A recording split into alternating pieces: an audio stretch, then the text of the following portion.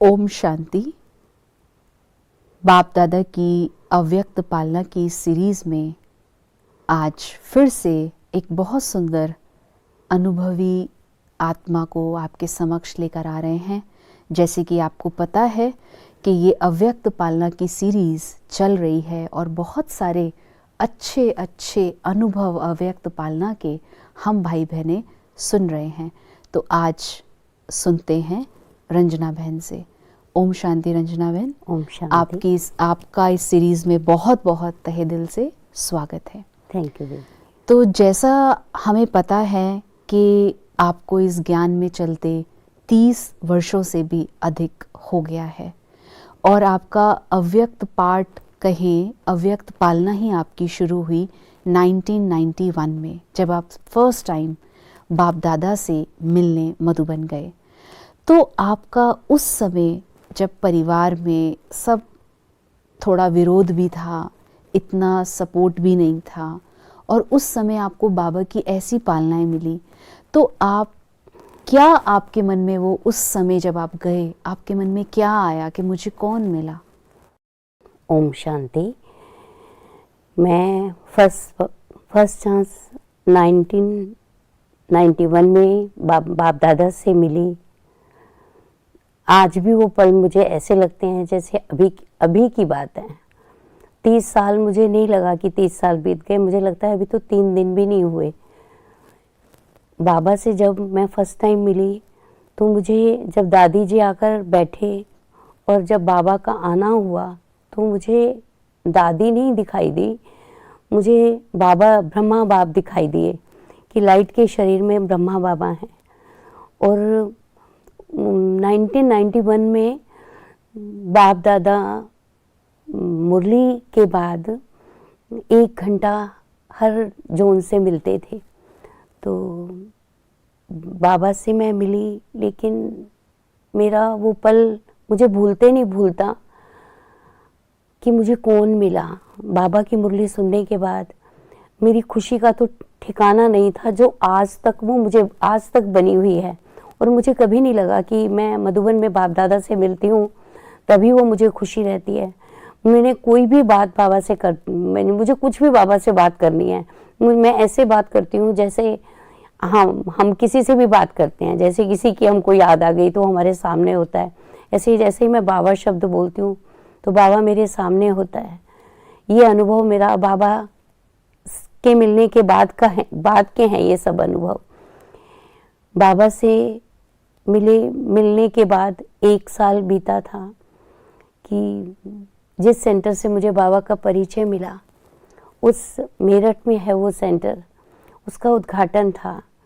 तो उद्घाटन हो रहा था और मेरे मन में इतने अच्छे अच्छे संकल्प चल रहे थे कि कब मुझे भी बाबा का परिचय मिला है, जहाँ हम रहते हैं हम बाबा का कैसे वो जगह बनाएंगे। मतलब एक भी थॉट ऐसा नहीं था जो कमज़ोर हो या अशुद्ध हो, इतने अच्छे थॉट थे। और फिर मैंने वहाँ की बहन से कहा कि अच्छा, यहाँ सब कुछ हो जाने के बाद मैं यहाँ की सफाई करूँगी।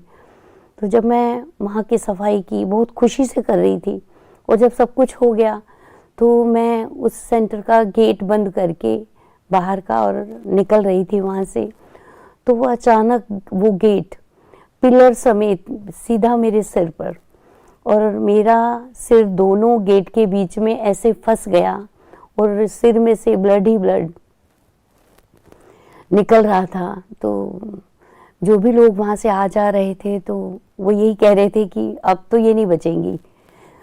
तो लेकिन मुझे कोई भी संकल्प, मेरे लौकिक में 3 बच्चे भी हैं, 2 बेटे थे 1 बेटी, और मुझे कोई संकल्प नहीं आया कि क्या होगा क्या नहीं होगा। हाँ, लेकिन एक थॉट मुझे आया जब मेरे ऊपर से गेट उठाया गया कि बस मेरा इतना ही पुरुषार्थ था।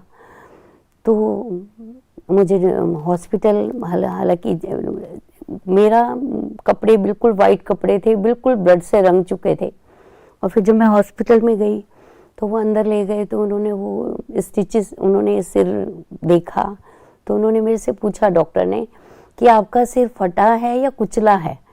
तो मैंने कहा कि मैं नहीं जानती, लेकिन मैं अच्छे से उनसे बात कर रही थी और बाबा बाबा बोल रही थी बस कि बाबा। तो उन्होंने कहा ये बाबा कौन है, डॉक्टर ने मेरे से पूछा ये बाबा कौन है। तो मैंने कहा कि बाबा तो हम भगवान को बाबा कहते हैं, बाबा वही है। तो कह रहे फिर ये ब्रह्मा विष्णु शंकर कौन है। मैंने कहा ये तो उसकी रचना है। वो मुझसे बात भी करते जा रहे थे और स्टिचेस भी लगाते जा रहे। और जब थोड़ी थोड़ी देर में वो बोलते बाहर जाके कि इनको स्टिचेस ज़्यादा हैं और लाइए ये सामान और चाहिए, तो बाहर वाले भी दंग रह गए कि कितना सर फटा है जो इतना। लेकिन ना मुझे कोई बेहोशी थी ना कुछ था। और एक साइड वो स्टिचेस लगा रहे थे और मैं अनुभव कर रही थी दूसरे साइड जैसे बाबा, शिव बाबा अपनी किरणों से उसे साथ साथ ही ऐसे लग रहा था जैसे उसको सुखाता जा रहा है। और मैं फिर उन्होंने कहा हम इनका ना 12 घंटे तक देखेंगे इनको, अब हमें नहीं मालूम कि अंदर क्या है। सुबह जब डॉक्टर राउंड पे आए तो 3:30 मैं पेस्ट कर रही थी। तो उन्होंने पूछा, मैंने कहा डॉक्टर गुड मॉर्निंग। तो उन्होंने कहा अरे वाह कि आप इस टाइम उठे। तो हमने कहा डॉक्टर साहब इस टाइम तो हम उठ जाते हैं। तो वो डॉक्टर भी बहुत खुश हुआ।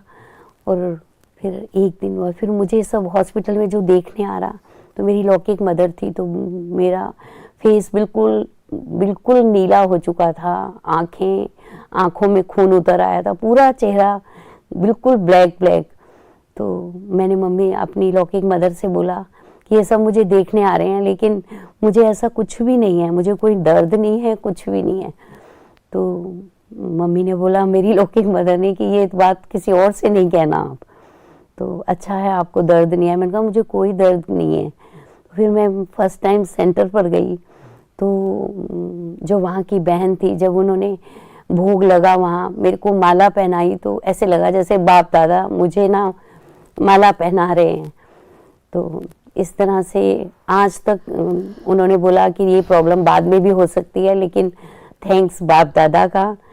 और मैं बिल्कुल अभी तक ओके हूँ, मुझे कोई ऐसी तकलीफ नहीं है। और ऐसे बहुत अनुभव हैं। जब मैं फर्स्ट टाइम बाबा से मिल रही थी, इससे मैं योग में ही थी, तो बाबा ने मुझे दिखाया कि इतना अच्छा एक सेंटर था और उसमें एक पिलर है और बाप दादा बड़े आराम से चेयर पर बैठे हैं। और मैंने अपना हाथ बाबा के हाथ में दिया तो बाबा ने मेरे से पूछा, मैं बाबा से कह रही बाबा आपका हाथ बहुत सॉफ्ट है। तो बाबा ने कहा कि बताओ ये हाथ किसका है। तो मैंने कहा ये ब्रह्मा बाबा का हाथ है। तो कहा नहीं, कहा मैंने कहा शिव बाबा का। तो बोले नहीं। तो मैंने बोला ये हाथ ना बाप दादा का है। तो कह रहे बिल्कुल राइट कहा। तो आज भी मैं आपको बता रही हूँ और मैं महसूस कर रही हूँ कि बाबा का हाथ मेरे हाथ में है और सदा वो बाबा मेरे साथ है। मैं उसी की पालना में पल रही हूँ और उसने ऐसे संभाला मेरे परिवार को। और अभी विशेष जैसे रंजना बेन, जहाँ तक हमें पता है और जो हमने देखा है आपके जीवन में, कि निश्चय तो आपको अटल था ही और अव्यक्त मुरलियों का मंथन आप सदा ही आपके मन में चलता था। स्टडी को लेके आप शुरू से ही बहुत कॉन्शियस रहते थे कि पढ़ाई पढ़ाई पढ़ाई। तो जब बाबा की अव्यक्त मुरलियाँ आती थी या पदरामणि होती थी तो आप सदा ही, क्योंकि आप एक सेंटर भी संभालते हैं जिसको कहते हैं गीता पाठशाला, जहाँ पर गुलजार दादी ने आकर उस गीता पाठशाला का उद्घाटन किया। तो जब दादी जी का आना हुआ और वही दादी जी को आपने मधुबन में पहले ही देखा कि बाप दादा का आना हुआ, तो उस समय जब आप भाई बहनों को कहते थे, अव्यक्त मुरली के लिए कहते थे, तो आपकी वो क्या पालना आपको लगता था? क्योंकि आपने एक चीज़ हमें जो बताई कि बाप दादी ने आपको एक ग्लास दिया था जो आज दिन तक आपके पास है और आपको लगता है कि वो बाप दादा ने ही मुझे वरदान के रूप में ग्लास दिया, जिससे कि अविनाशी धन सदा ही मेरे घर पर, मेरे गृहस्थ जीवन में, और मैं चाहे सेंटर संभालती हूँ, गीता पाठशाला संभालती हूँ, तो भी वो भरा रहता है। उसका क्या राज है? वो क्या था वरदान? जब उस गीता पाठ जो जिस गीता पाठशाला के मैं निमित्त हूँ, उसका उद्घाटन गुलजार दादी द्वारा हुआ, लेकिन मुझे एक पल भी ये नहीं फील हुआ कि दादी आ रही है। मुझे लगा कि बाप दादा आ रहे हैं, बाबा का रथ आ रहा है। तो दादी जब आए हमारे यहाँ तो उन्होंने मुझे कुछ गिफ्ट दिए। 2-3 बेडशीट थी और एक चादर, एक ग्लास था। वो लकड़ी का ग्लास था, तो मैंने उसके अंदर जो रखा वो एज इट इज़, जब से वो दादी देके गई हैं तब से वो कभी भी खाली नहीं होता, हमेशा फुल है। और दादी ने मेरे को जब कहा कि दादी, जब किचन दिखाई दादी को, तो दादी ने कहा अच्छा ये भंडारा है। अच्छा, दादी ने कहा अच्छा यहाँ रहते हो, यहाँ क्लास कराते हो। तो वो शब्द अभी तक मेरे कानों में गूंजते हैं। और दिन पर दिन हर चीज़ में सफलता मिली, हर चीज़ में। और 30 साल मेरी जीवन के कैसे बीते मुझे मालूम भी नहीं है कि कैसे। और वो सुख हमने पाया जो मैं सोच भी नहीं सकती। हाँ, बाप दादा मेरे सम्मुख रहते हैं, लेकिन बाबा जैसे एक बात कहते हैं वो मुझे हमेशा याद रहती है कि सच्चे दिल पे साहिब राजी। तो मैं पल पल अपने आप को खोजती हूँ कि अगर मैं सच्ची हूँ तो बाबा मुझे मदद करता है, करता था और करता रहेगा। बस मुझे बाबा के अकॉर्डिंग चलना है, बस ये मुझे रहता है। तो जैसे आप मधुबन में आपने बताया कि बाबा ने आप जब बाबा को सम्मुख मिले, तो अभी का जो पार्ट चल रहा है आप भी जानते हैं कि अभी तो साकार रूप में तो आपने बाबा को नहीं देखा, ब्रह्मा बाबा को, लेकिन अव्यक्त रूप के पार्ट में आपने बाप दादा से मिलन मनाया। और एक बार आपको चांस भी मिला कि आप बाबा से स्टेज पे जाके सम्मुख मिले। तो जिस समय आप बाप दादा के सामने स्टेज पर गए, क्या बाबा ने आपको क्या कोई वरदान दिया था, या बाबा ने कोई दृष्टि दी थी, या उस पल का जो एक अनुभव था? क्योंकि आज अगर आप देखें तो स्टेज पे जाने का मतलब नहीं, क्योंकि बाप दादा वीडियो में आते हैं। तो थोड़ा सा जो भाई बहनें नहीं मिल पाए, जिनको साकार का अनुभव नहीं है, उनको रहता है कि हमें साकार में क्यों नहीं मिले, और जिनको अव्यक्त में नहीं रहा, तो आज की जो आने वाली हमारे भाई बहनें सब हैं, वो कहते हैं काश हम अव्यक्त में मिलते तो हम वही एक अनुभव अलग होता। तो जब आप बाप दादा को स्टेज पे मिल रहे थे, जब आप दृष्टि ले रहे थे, तो बाप दादा से आपको कुछ वरदान या कुछ इशारा मिला? देखो, बाप दादा, बाबा देखने की चीज़ नहीं है, ये अनुभव की चीज़ है। जितना जितना हम अपना अनुभव करते हैं उतना परमात्मा अनुभव हमको होता है। जब मैं स्टेज पे बाबा से मिली तो उनकी दृष्टि मिलना ही मेरे लिए बहुत बड़ा वरदान था। अपने आप में मुझे दृष्टि मिली, मुझे ऐसे लगा कुछ पल के लिए, वो दृष्टि आज भी मेरी आंखों के सामने है कि जब बाबा ने मुझे देखा, मुझे ये वरदान मिला कि बाबा मुझे देख के, बाबा मेरे से क्या चाह रहा है। जब बाबा ने मुझे देखा, मुझे ये नहीं लगा कि बाबा मुझे दृष्टि दे रहा है, मुझे लगा बाबा मुझे देख के मेरे से क्या चाहता है वो मुझे करना है। तो बाप दादा ने उस समय आपने जब दिया, लास्ट एक चीज़ जो आपने बताई कि क्योंकि आप गृहस्थ में थे और विरोध भी था, ऐसा नहीं था, लेकिन साथ में गीता पाठशाला भी थी, परिवार भी था, और जब भी आपको समय मिलता था तो आप तुरंत मधुबन जाते थे, कहीं नहीं जाते थे, लेकिन आप कहते थे मैं अपने घर जा रही हूँ, अपने बाप के घर जा रही हूँ। तो करवा चौथ का समय जब भी आता था, और हालांकि बच्चों को नहीं पता होता था, लेकिन आपके युगल आपको सपोर्ट करते थे, जबकि आपके ससुराल में वो सपोर्ट नहीं होता था, लेकिन फिर भी आप हर उस पे बाबा के पास क्यों जाते थे? बाप दादा तो मिलन आप घर पे भी कर सकते हो। एक बार की बात है, हर जो फर्स्ट वन होता था बाबा का वो करवा चौथ के दिन ही होता था, लेकिन वो मुझे पल बहुत अच्छा लगता था कि मैं बाबा से मिलन मनाऊं। और मैं अपनी यूनिफॉर्म पहनती थी और मैं जाती थी। एक बार की बात है, जब मैंने टिकट कराई तो किसी कारणवश मैं नहीं जा पाई, लेकिन जब मैंने बाबा को घर में चैनल के माध्यम से देखा तो मुझे ये नहीं लगा कि मैं मधुबन में नहीं हूँ। जब बाबा आए, बाबा ने दृष्टि दी, तो मुझे यही महसूस हुआ कि बाबा ने कहा बच्ची वहाँ तुम आती, वहाँ भी मैं तुम्हें दृष्टि दे के बल भरता, और मैं अब भी भर रहा हूँ, लेकिन आप उस दृष्टि को फील करो। तो मुझे बहुत अच्छा, मुझे वहाँ जाके ऐसा नहीं लगा कि मैं मधुबन नहीं गई, लेकिन मुझे घर पर भी बाबा ने अच्छी तरह से तृप्त किया और इतनी खुशी बनी रही जैसे मधुबन में बनी रहती। तो मतलब कहने का ये है कि जो सब सुन रहे हैं कि अगर आज भी आप देखें अव्यक्त मुरलियाँ, चाहे संडे की हम देख ही रहे हैं कि हर संडे हमें मिल रही है, ऐसा नहीं है कि बाबा के हम मधुबन जाएं तो बाप दादा की पालना का अनुभव हो। हाँ, हमारा घर है, हमें जाना है, लेकिन हम सतत निरंतर बाप दादा की पालना का अनुभव इस समय भी और अच्छे से कर सकते हैं। तो आपका क्या अनुभव है कि जब मधुबन जाके ज़्यादा अच्छा लगता था या आज भी आपको वैसा ही लगता है जैसा जाकर लगता था? आपका क्या अनुभव है इस पे?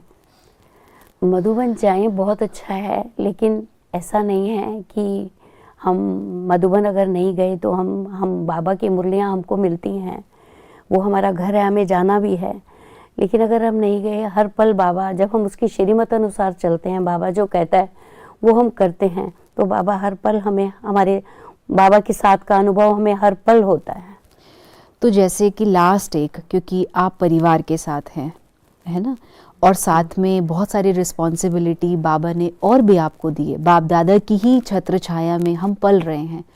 तो जब गीता पाठशाला की बात आती है या आप सेंटर पे कुछ सेवा की बात आती है और साथ ही साथ इधर घर भी है, गृहस्थ जीवन भी है, तो बाप दादा की मदद किस रूप से आप अनुभव करते हैं? जब आपको लगता है, जब आपके सामने कोई सिचुएशन होती है कि दादियों का बुलावा आ रहा है, दीदियों का बुलावा आ रहा है और साथ ही साथ आपके घर परिवार में भी कोई बहुत इम्पोर्टेंट कारोबार है जिसमें बाबा कहते हैं चैरिटी बिगेन्स एट होम, तो ऐसी सिचुएशन में आप बाबा को समीप रखकर कैसे दोनों को मैनेज करते हैं? कहाँ आपको लगता है कि पहले मेरी प्रायोरिटी होनी चाहिए? मैं एक तो अपने को हमेशा निमित्त समझती हूँ, मैं कभी भी इस चीज़ का बोझ नहीं लेती कि दो तरफ काम आ गया, लेकिन मैंने ये हमेशा मेरे मन में रहता है कि मुझे दोनों साइड देखना है। इससे बाबा कोई ना कोई युक्ति निकल आती है जिससे मेरे दोनों काम हो जाते हैं, लेकिन मैं रहती लाइट हूँ। तो मतलब आपको लगता है कि अव्यक्त पार्ट जो बाबा का चल रहा है, बाबा की मदद निरंतर बाबा की आपको मिल मदद रही मुझे मिल रही है। बाबा है, बाबा था और बाबा मेरे साथ है। मुझे कभी भी, और दिन पर दिन मुझको अच्छा ही लगता है। पहले तो मैं मधुबन जाती थी, मेरे पास, मेरे साथ, मेरे शरीर के साथ भी कई पेपर आ जाते थे, लेकिन अब मैं इस बार मधुबन भी गई तो बहुत हल्की रही। जैसे जैसे हम बाबा की श्रीमत के अनुसार चलते जाते हैं, जितना हम बाबा को याद करते हैं, बाबा मदद करता है। तो जैसे कि आपने रंजना बहन से सुना कि बहुत करके जब आप अपनी एजुकेशन के टाइम पे थे तो भी आपने बहुत अपना नाम कमाया अपने स्वरूप से चाहे या अपने व्यवहार से, और उससे भी ज़्यादा जब आप बाबा के बने, परिस्थितियों ने आपको बाबा की ओर ज़्यादा रुख मोड़ा आपका, तो आपने वहाँ पर भी बाबा की जो श्रीमत है उसको पालन किया। और मेन कि बाबा की अव्यक्त मुरली स्टडी के रूप में जो आपने मक्खन लिया और अन्य आत्माओं को दिया, तो आज बहुत सारे परिवार आपके साथ जुड़े हैं और आपका यही मैसेज है कि निरंतर हम बाबा की श्रीमत को पालन करते जाएं। बाबा आज भी है अव्यक्त पार्ट में, आज भी बाप दादा हम आत्माओं की पालना और अच्छे से कर रहे हैं। तो हम ये समझें कि बाबा हमारे निरंतर बाप दादा साथ है, चाहे हम कहीं रहें, कहीं जाएं या ना जाएं, लेकिन बाबा की श्रीमत को हम बच्चे निरंतर फॉलो करें तो बाबा की मदद या बाबा की पालना आप घर बैठे भी एक जैसे जैसे आप चाहेंगे संकल्प करेंगे और बाबा की मदद, बाबा की पालना आपको मिलती रहेगी। तो बहुत बहुत शुक्रिया कि किस तरह से आपका एक्सीडेंट हुआ, और ये हमें पता है कि डॉक्टर्स ने तो बिल्कुल ना ही कर दिया था, लेकिन फिर भी आपने अपनी हिम्मत रख के बाप दादा की मदद को अपने साथ रख के पालना रख कर आपने आज एक एग्जाम्पल हमारे बीच में क्रिएट किया है। तो आपका बहुत बहुत थैंक यू। ओम शांति। ओम शांति। थैंक यू बाबा, थैंक यू दीदी।